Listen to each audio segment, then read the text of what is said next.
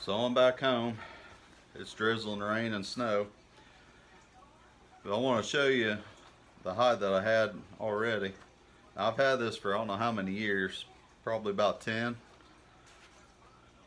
Now this one's got a little hole in it. This is my first one I did. That's why I kept it. But you can kind of see it's kind of got a yellow tint. Very pliable. And the only thing I used on this was salt. Now again, the one I'm doing right now, I didn't use any salt on it whatsoever. So I didn't use no chemicals or anything like that. So we're gonna try it this way.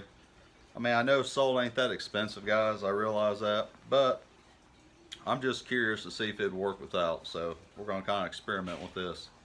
If this turns out just as good, if not better than this one, then I'll keep doing it like this. If it don't, then I'll go back to using salt. But I did this one the same process as I did this, except the salt. So, and I could still make stuff out of it if I wanted to. Alright, so now that we're home,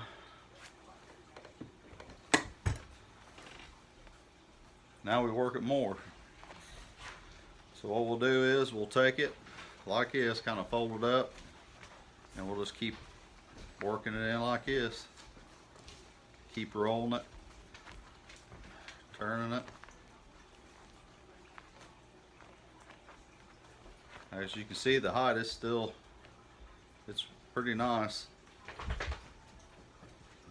Got a pretty nice little glossy sheen to it. Hair's not falling out. So yeah, we'll just keep working it, and then tomorrow we'll probably have to go back out. It'll dry up even more. Probably take it back to the tree for a little bit. Now I will say too, this in here, it was pretty much like it was like a paper bag. It had the crunchy, which is, hear that? This in here was even crunchier when I did it. So I guess I am starting this in a little sooner too. But again, the salt, but it was still the same amount of days. But I will say, if it's, this one is a little bit more pliable. So I've been able to kind of stretch it just a little bit. So it may actually, this may be a better method while it's still just a little bit, got a little moisture to it, just enough. It may actually help break it down, make it more pliable, a little easier. And no, it really doesn't stink or anything like that, if you guys was wondering.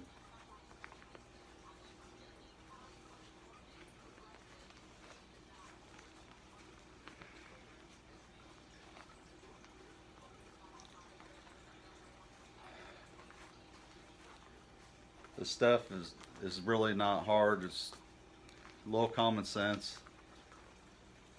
but it takes a while. I mean, you really got to work it.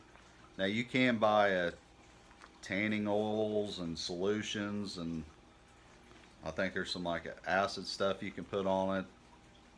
You guys can make it really fancy. You guys can spend a lot of money, but the whole objective is to sell them. The least amount of money you got in them, the better off.